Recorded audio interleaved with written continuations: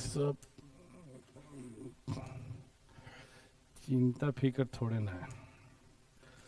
देखो, अभी चर्चा में आया था और हमेशा ये चर्चा में रहता ही है, और आप लोग को भी है ध्यान रखना है कि RBI, reserve bank of India RBI ने रिपोर्ट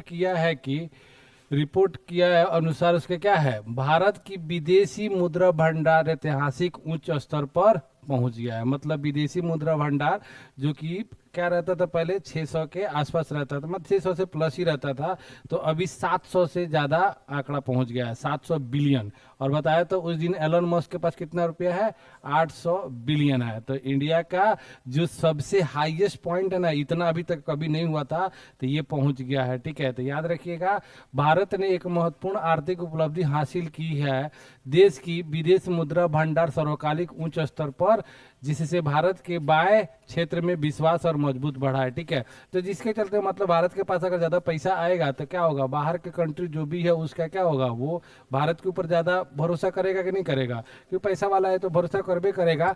तो 700 प्लस मतलब 703 या 13 ऐसे कुछ है, उतना बिलियन मतलब पहुंच गया है। तो ये सब ध्यान रखिएगा आप लोग को। फिर उसके बाद देख लो यहाँ पे रूबल नागी कौन है, और एक भारतीय शिक्षक ने, और इनको देखो वैश्विक पुरस्कार मिला इनको, $1 मिलियन मिला इनको। $1 मिलियन समझते हो, मतलब 10 लाख हो गया। ठीक है, तो ये रूबल नागी याद रखना, एक भारतीय शिक्षक ने $1 मिलियन का वैश्विक पुरस्कार कैसे जीता, तो भारतीय शिक्षिका और कार्यकर्ता रूबल नागी ने 10 लाख अरब ग्लोबल टीचर प्राइज जीता है। कहाँ पे हुआ था ये हुआ था, ये यूएई में हुआ था। ठीक है, देखो यहाँ पे ग्लोबल टीचर प्राइज 2026 जीतकर भारत में जमीनी स्तर की शिक्षा को वैश्विक पहचान दिलाई। यह पुरस्कार उन्हें दुबई में आयोजित विश्व सरकार शिखर सम्मेलन में प्रदान किया गया। तो याद रखने, इनका नाम क्या है, रूबल नेगी। ठीक है, तो ग्लोबल टीचर प्राइज इनको मिला है, और ये कहाँ हुआ है, दुबई में, और कितना, $10 लाख, $1 मिलियन मिला है। ठीक है, ये देखो ये है टीचर है इनका। ठीक है, $1 बराबर कितना होता है, 80, अभी 90 चल रहा है। हाँ ठीक है, तो $10 लाख हो गया, उसको क्या करो आप 90 से गुना कर लो, 90 से गुना कर लो, हाँ ठीक है, हो जाएगा। तो उसमें निकालने के लिए रखोगे तो आराम से कभी भी निकाल सकते हो। ठीक है, भारत में वित्त वर्ष 2027 के लिए बुजुर्गों का बजट घोषित करने वाला यह राज्य पहला राज्य बन गया है। ये इंपॉर्टेंट है, आने के चांसेस है आपके एग्जाम में, कि भारत का पहला ऐसा राज्य है केरल जो बुजुर्गों के लिए क्या कर रहा है, बजट निकाला है। ठीक है, कि इस साल में इतना प्रतिशत, इतना रुपया हम बुजुर्गों के ऊपर खर्चा करेंगे, बुजुर्गों के ऊपर। उसमें सबसे ज्यादा जो पैसा खर्चा, हाँ कैसा खर्चा होगा, तो किस चीज पे खर्चा होगा, जो पेंशन वगैरह मिलता है, जो रिटायर होगा उनको पेंशन मिलता है, और जो बुजुर्ग है उनके ऊपर। ठीक है, तो केरल ने एक बार फिर राष्ट्रीय स्तर पर अपना ध्यान आकर्षित किया है। वित्त वर्ष 2027 के बजट में राज्य ने भारत का पहला वरिष्ठ नागरिक बजट पेश किया, जो पूरी तरह से वरिष्ठ नागरिकों पर केंद्रित है। यह कदम देखने में तो क्रांतिकारी लगता है, लेकिन गौर करने पर पता चलता है कि आवंटन का एक बड़ा हिस्सा उन पेंशन से जुड़ा है जो राज्य के पहले से ही भुगतान कर रहा है। ठीक है, तो ये ध्यान रखिएगा, ये आपको स्टेट सिर्फ याद रखना है, बाकी कुछ चीजें नहीं है। कुल बजट का, केरल का कुल बजट कितना खर्चा हो जाएगा इस पे, 19.07% इस पे खर्चा हो जाएगा। ठीक है, तो याद रखिएगा आप लोग, इतना रुपया 46,236 करोड़ रुपया बुजुर्गों के बजट पे खर्चा हो रहा है। फिर ये देखो, ये क्या हम लोग को पूरा ये समरी दे रखा है कि टोटल पैसा का देख लो, केरल भारत का पहला बुजुर्ग बजट घोषित किया है, जिसमें 46,236 करोड़ रुपया खर्चा होगा। टोटल बजट का कितना रुपया खर्चा होगा, 19.07%। और सबसे ज्यादा इसमें से जो पैसा, 68% पैसा जो खर्चा होगा, किस पे खर्चा होगा, पेंशन वगैरह पे खर्चा होगा। ठीक है, तो ये ध्यान रखो आप लोग। तो इससे एक चिंता भी है कि केरल में मतलब जो ज्यादा आबादी है ना, वो पेंशन की तरफ, मतलब सीनियर सिटीजन की तरफ बढ़ रहा है। अब देखो, सैन्य शक्ति के आधार पर भारत जो है वर्ल्ड में कितने नंबर पे आता है, 4 नंबर पे आता है। तो ये भी याद रखिएगा, पूछ सकता है तो आप लोग को कितने नंबर पे आता है, और आता भी है, बहुत बार क्वेश्चन आया था, बट ये आम हो गया, अब सारे बच्चों को याद रहता है। 1 नंबर में संयुक्त राज्य अमेरिका है, 2 नंबर में रूस है, 3 नंबर में चाइना है, 4 नंबर में भारत है। ठीक है, तो सैन्य शक्ति में, पावर में मतलब, तो इंडिया कितने नंबर पे आता है, 4 नंबर पे आता है, याद रखिएगा। ठीक, बाकी कुछ आप लोग देख सकते हैं यहाँ पे। फिर उसके बाद रॉयल चैलेंजर बेंगलोर जो महिला टीम है वो दूसरी बार लगातार आईपीएल जीती है, ठीक है। पिछले 2025 भी जीती थी, 2026 भी जीती है, ठीक है। पिछला बार मुंबई जीता था, पागल हो गया कह रहे, आरसीबी जीता था।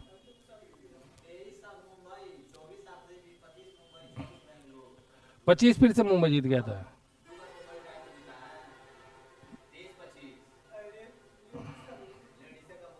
लेडीजी का हम पूछ रहे हैं भाई, गड़बड़ नहीं ना कर रहा है। WPL 2025 विनर,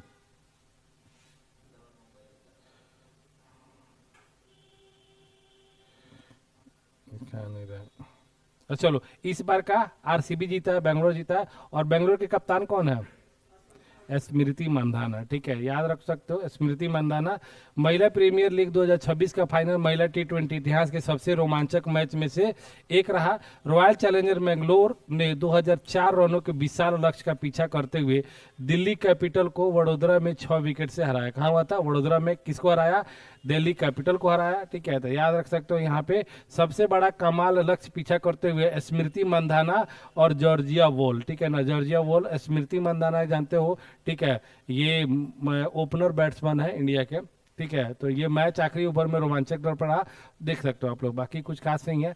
आरबीआई एमपीसी ने सूक्ष्म और लघु व्यवसाय के लिए बिना गारंटी वाले ऋण की सीमा दोगुनी कर दी है। मतलब पहले क्या होता था, बैंक में लोन लेने जाते हो ना तो कुछ ना कुछ गारंटी देना पड़ता था, आपका जमीन का कागज ये वगैरह कुछ भी है। तो जो छोटे व्यवसायी लोग हैं ना एमएसएमई के तहत, तो पहले उनको 10 लाख तक रुपया मिलता था लोन की तरफ पे, तो अभी इसको बढ़ा के कितना कर दिया गया, इसका डबल यानी 20 लाख तक कर दिया गया, ठीक है। तो ये ध्यान रख सकते हो आप लोग। अब ये भी देख लो यहाँ पे, नीति आयोग ने 2035 तक इस राज्य को स्वच्छ ऊर्जा केंद्र में बदलने के लिए एक खाका तैयार किया। मतलब एक ऐसा राज्य है आंध्र प्रदेश जिसको 2035 तक बोला गया कि इसको हम ऐसा राज्य बना देंगे पूरे के पूरे तक क्या है स्वच्छ रहेगा। वहाँ पे मतलब ऐसा एनर्जी का यूज किया जाएगा जो रिन्यूएबल एनर्जी हो, सौर ऊर्जा का हो, मतलब वहाँ पे कार्बन डाइऑक्साइड मतलब प्रदूषण कम हो, ऐसा राज्य बनाने के लिए नीति आयोग ने ये किया। अब बात रह गई, थोड़ा सा नीति आयोग की बात कर लेते हैं, ठीक है। नीति आयोग के बारे में सुन लो। नीति आयोग का हम 10 बार से ज्यादा हम एग्जाम देखे हैं कि नीति आयोग का ही आपको क्या पूछ देगा, फुल फॉर्म पर पूछ देगा, ठीक है। तो national institution for transforming India होता है। क्या होता है? National institution for transforming India होता है नीति आयोग। नीति आयोग का जो स्थापना हुआ था 1 जनवरी 2015 को हुआ था। क्या हुआ था? 1 जनवरी 2015 को हुआ था, ठीक है। नीति आयोग में 3 लोगों का सबसे ज्यादा बड़ा पावर होता है। सबसे पहला होता है अध्यक्ष होता है, दूसरा उपाध्यक्ष होता है, और तीसरा जो होता है सीईओ होता है। अध्यक्ष जो होता है हमेशा प्रधानमंत्री होता है, उपाध्यक्ष अभी के टाइम में बेरी है, और जो सीईओ है VR सुब्रमण्यम है। कौन है? VR सुब्रमण्यम, ठीक है, याद रख सकते हो, ठीक है। कब स्थापना हुआ था?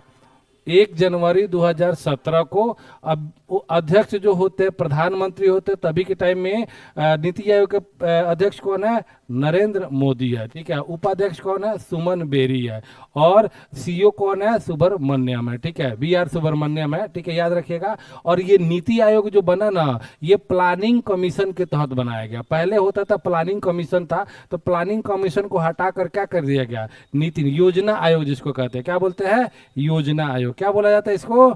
योजना आयोग। तो योजना आयोग क्या होता है कि हर 5 साल के लिए क्या होता है, पंचवर्षीय योजना सुने हो, 5 साल के लिए योजना बनाया जाता है कि आगे 5 साल को हम 5 साल तक हम देश को किस डायरेक्शन में, किस बेसिस पर हम लोग क्या करेंगे, किस चीज में आगे बढ़ाएंगे।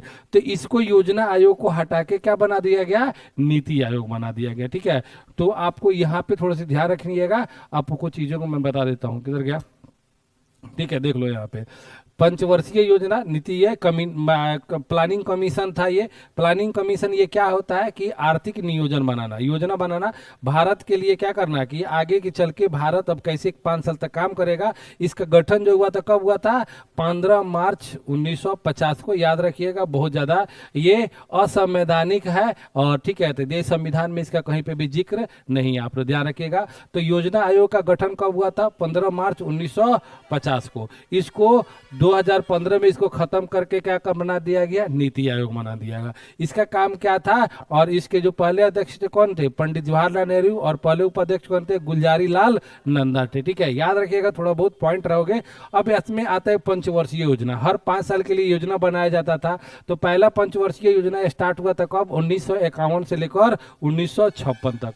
टोटल 12 पंचवर्षीय योजना हुए, कितने, टोटल 12 पंचवर्षीय योजना हुआ। लास्ट वाला जो पंचवर्षीय योजना था 2012 से 2017 तक था, 2012 से 2017 तक था लास्ट था। और उसके बाद हमने योजना आयोग को पंचवर्षीय योजना तक हटाकर हमने क्या बना दिया, नीति आयोग बना दिया। ठीक है, याद रहेगा। इससे बहुत ज्यादा क्वेश्चन आता है भाई, याद रखिएगा, इकोनॉमिक्स का टॉपिक है, हर दम क्वेश्चन आता है, पंचवर्षीय योजना से आता है। ठीक है, तो पंचवर्षीय योजना टोटल कितनी योजना है, पंचवर्षीय योजना 12 योजना। ठीक है, पहला पंचवर्षीय योजना है जिसको हम लोग बोलते हैं फर्स्ट 5 ईयर प्लान, यानी पहला पंचवर्षीय योजना कब हुआ था, ये 1951 से लेकर 1956 तक, 5 साल के लिए होता ही है, 1951 से लेकर 1956 तक। और इस पे जो फोकस किया गया था भारत के एग्रीकल्चर मतलब कृषि पर, क्योंकि भारत अभी अभी आजाद हुआ था।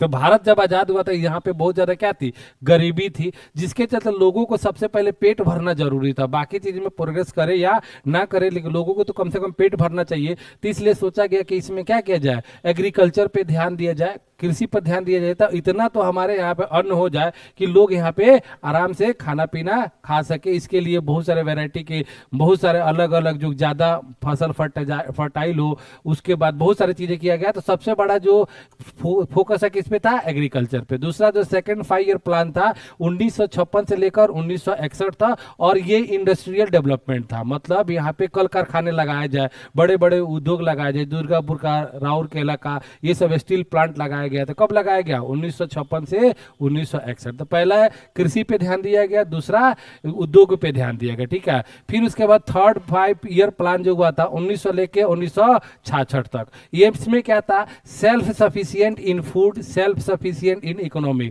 मतलब आत्मनिर्भर बनने के लिए, मतलब खाने के मामले में हम लोग क्या बन जाए, 5 साल में ऐसा हम लोग को देश को ग्रोथ करना है कि हम लोग 5 साल में आत्मनिर्भर बन जाए, हम खुद का खाना उपजा सके और खुद के इकोनॉमी पे हम लोग क्या कर सकते हैं, भरोसा कर सकते हैं कि हम दूसरे किसी से लेना ओना नहीं पड़े। लेकिन ये क्या हुआ था, ये हमारा फेल हो गया था, हम इसको अचीव नहीं कर पाए थे, क्योंकि 1962 में आपको इंडिया चाइना वार हुआ था, और 1967 में क्या हुआ था, ये पाकिस्तान का वार हुआ था। इसलिए यहाँ पे देखोगे तो 3 साल का यहाँ पे गैप मिलेगा। 1966 से लेकर 3 साल का क्या है, यहाँ पे गैप है।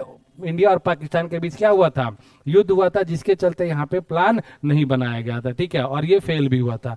फिर उसके बाद देखोगे फोर्थ 5 ईयर प्लान जो है 1969 से लेकर 1974 तक मिलेगा, self reliance and sustainable growth, मतलब यहाँ पे भी हम लोग आत्मनिर्भर बनने की बात कर रहे हैं, यहाँ पे भी हम लोग आत्मनिर्भर की बात कर रहे हैं। लेकिन इसमें सस्टेनेबल ग्रोथ ये है कि हम ऐसा आत्मनिर्भर बने कि ज्यादा टाइम तक, मतलब खत्म नहीं, ऐसा नहीं 2 साल के लिए बने फिर खत्म हो गया, नहीं, ये हम लोग का सस्टेन करने वाला हो कि ज्यादा टाइम तक हम लोग चले। ठीक है, फिर उसके बाद 5th ईयर प्लान हो गया यहाँ पे 1974 से लेकर 1978 तक। ठीक है, इसमें तो था गरीबी, रिमूवल ऑफ पॉवर्टी, पॉवर्टी मतलब गरीबी होता है, गरीबी को, गरीबी उन्मूलन वाला, गरीबी उन्मूलन कि इसमें क्या कर दिया जाए, गरीबी को खत्म कर दिया जाए। ठीक है, तो याद रखिएगा ये एक्चुअली 79 नहीं था, ये 78 था। इसमें भी 2 साल का क्या हो गया था, गैप हो गया था। क्या हो गया था, 2 साल का गैप हुआ था। क्यों गैप हुआ था, आप लोग ध्यान रख सकते हो कि पहली बार भारत में 1976 में पहली बार गैर कांग्रेसी सरकार बनी थी, जनता पार्टी की सरकार बनी थी,